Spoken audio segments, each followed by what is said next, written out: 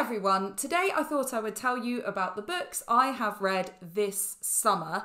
The last one of these videos I made in around June, middle of June I think, so this isn't just the summer holidays, it's about a month before that, and I've read 1, 2, 3, 4, 5, 6, 7. I actually only have one of those because the others were library books.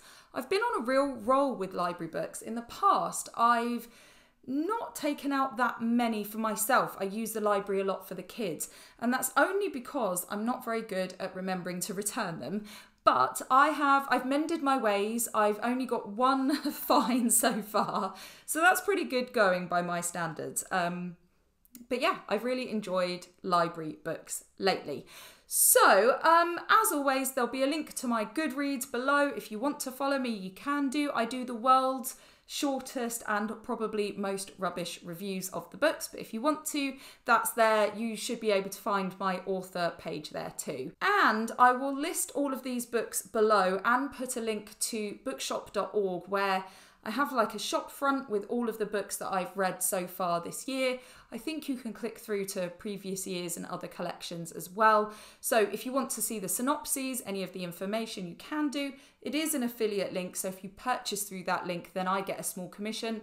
Doesn't cost you anything, but it is just there for information if you'd like to have a look. So I'm just going to go through these in chronological order. They're not especially summary books, they're just books I read over the summer. So the first one I have to talk about is The Space Between Us by Doug Johnstone. So I picked this up because the synopsis sounded very entertaining and I did really enjoy it. I think I gave it 5 stars on Goodreads, which I don't know that I still feel that way, but I did really enjoy it. So essentially, and there's like a bright light in the sky and a number of people have strokes, and then a few of them wake up totally fine and they end up sort of meeting up. There's also at the same time reports of this strange alien creature landing on a beach. It's like a space octopus, and it just kind of gets weirder. I enjoyed it myself because it just made me laugh. I don't know if that's how it was supposed to be, but I just found it lighthearted, enjoyable. So one of the characters is a teenager, another one is a single mum. I can't remember. They're all in different things in their lives. Stuff is going on with each of them and they go on an adventure. It's very entertaining. The chapters are short. If you like, you know, a sort of sci-fi-ish but quite accessible, I enjoyed this one very much. Next up was Rag and Bone, what was the subtitle? A Family History of What We've Thrown Away by Lisa Woollett. This was fascinating. Again, I think I gave this 5 stars. So Lisa goes through predominantly London, and then I think there's a little bit in Cornwall and a little bit in Kent, which are all places that I love. So I found it locally interesting. Pretty sure there was some stuff in the southwest. Definitely London and like North Kent. And she talks about different members of her family and what their jobs, trades were, the kind of lives that they lived, and how that relates to what we throw away. And she is somebody who goes looking for things in like the estuarine mud or whatever, and she finds interesting bits of stuff, and there are photos in the book of the things that she's found. So she talks about the different kinds of rubbish that persist and where they've come from, but through the lens of her family history. It's really interesting. There were some bits and bobs in there that I didn't know, particularly, of course, like I know everything. I just realised that sounded so like, well, they found things that I did not know. There was a thing about an island in Medway, I think it was, where they have like all of these bones, and it just sounded absolutely fascinating. So yeah, I found it really interesting. I like the colour plates in it with the pictures of the rubbish. So enjoyed that one. I love a non-fiction. That was very enjoyable. The next one I read was Rosalind by Jessica Mills. So this is a telling of the story of Rosalind Franklin. I, again, find this really interesting. I teach science, I teach genetics. It was interesting looking at the life of Rosalind Franklin in terms of the ways that her work was used by men, the way that she was prevented from receiving the accolades that she should have, and the sort of tragedy of her life. I'm glad that her name is now commonplace and recognised now, and we know how she contributed, but she clearly was a very intelligent and, you know, like the way that she was just the absolute master of what she was doing. And the fact that I think the most frustrating part, because there are bits of it where it's just like, oh, that was so out of order, was the fact that people were reading the things that were in her desk and sharing stuff that she'd found that they shouldn't have done. And that just is so wrong. But yeah, it's a feminist read. I don't know if you can hear my dog snoring, by the way. Apologies if you can and you've wondered what that is. So yeah, feminist, science, very good. There were parts of it I found a little bit hard going, I think. I do find it interesting that she was quite a complex character. She's not kind of like a really easy to get, you know, well, she is easy to sympathise with, but she's just not, she's a complex person and not, in some ways, not likeable. But yeah, interesting. I would be interested if any of you have read it, what you think of sort of the way her character is portrayed. I thought it was very good. I'm glad that there is that kind of coverage of her life, because she should have deserved a lot more recognition than she did get. Yeah, I know that she didn't get the Nobel Prize because it was posthumous, but nonetheless, there were accolades she could have received and recognition of her name being mentioned in the papers. And there's a whole thing in it of where there's like a race to publish information.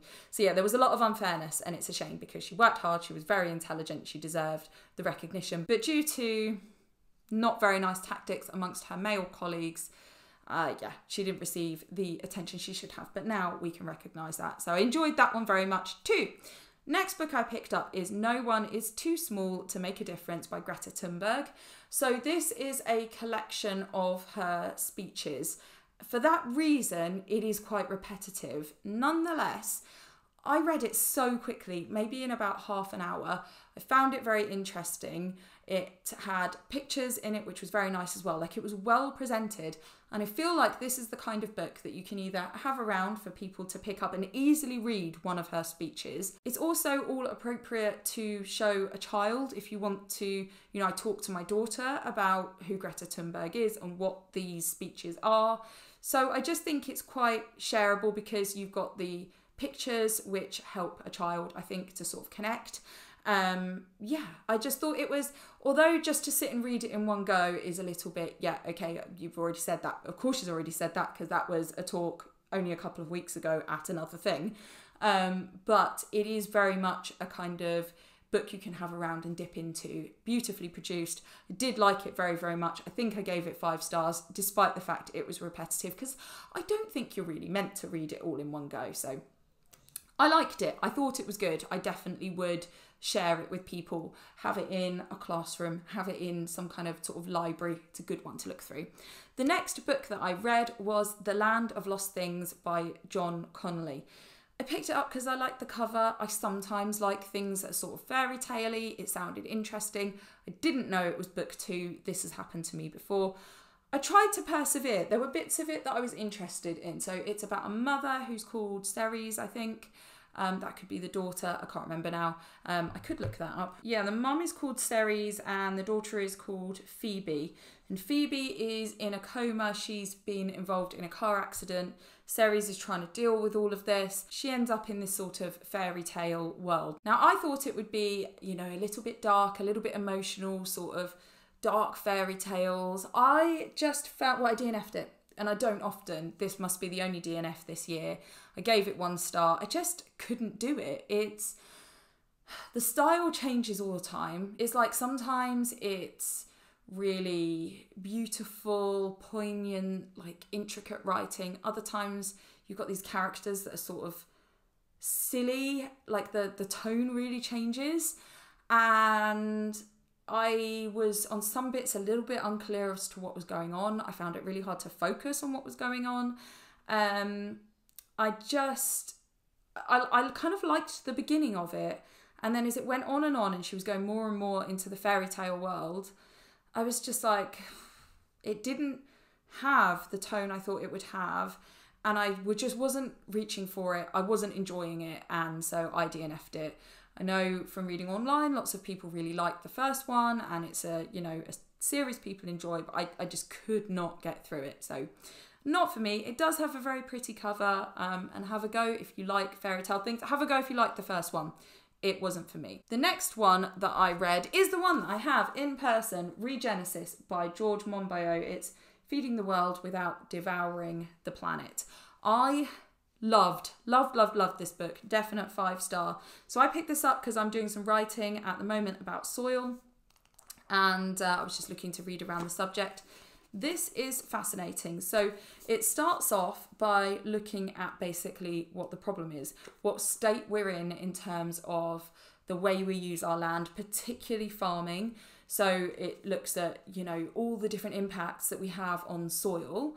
And then it goes through some examples of other people who are working differently. So no-till farming, for example, and looks at the impact that has and sort of compares it and looks at if we changed our production to that way, what difference would that make? And kind of tries to look at how we can feed the people we have with the land we have in a way that has some sustainability for the future. It's really interesting because it doesn't necessarily say the things that you think it might. It really, really weighs up lots of different things. It talks about having small farms, big, really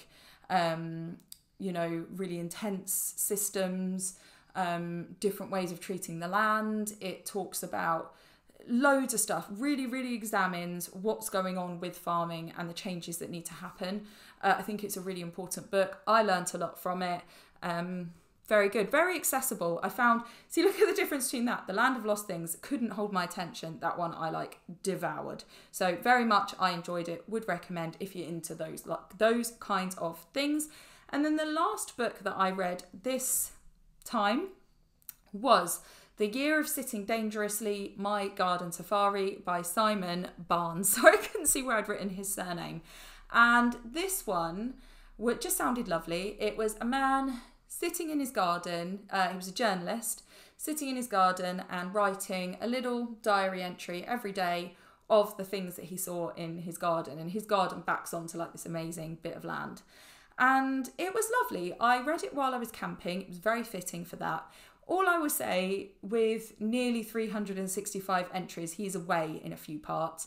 It's quite repetitive in some parts, but it is quite bite-sized. There is a thread running through it of a plot where he's sort of intermingling it a little bit with his life. I think it could have had more on that sort of reflective, how wildlife weaves into, helps, all of that, your life, and less of, I saw this creature and that creature and it's the same creature I saw on this day and that day. It just a little bit more, just slightly different balance for me. He also has little tips for sitting and watching wildlife, so they're all good too. I think this is the kind of book, again, don't read it in one sitting, just pick it up and read bits of it. But I did read it in one go, and it was, it held my attention. So that's my one criticism. It's just a little bit repetitive, but it's just nice to have something celebrating nature and talking about the really amazing things you see if you actually stop and look and slow down.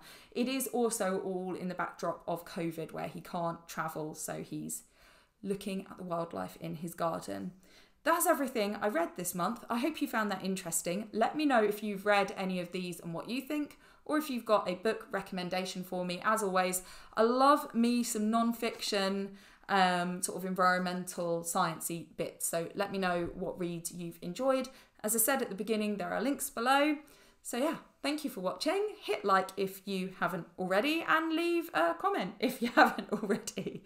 And subscribe if you haven't already. I normally have a way I say those things and it's gone out of my brain, but do the things, you know the things. Thanks for watching. I'll see you all soon.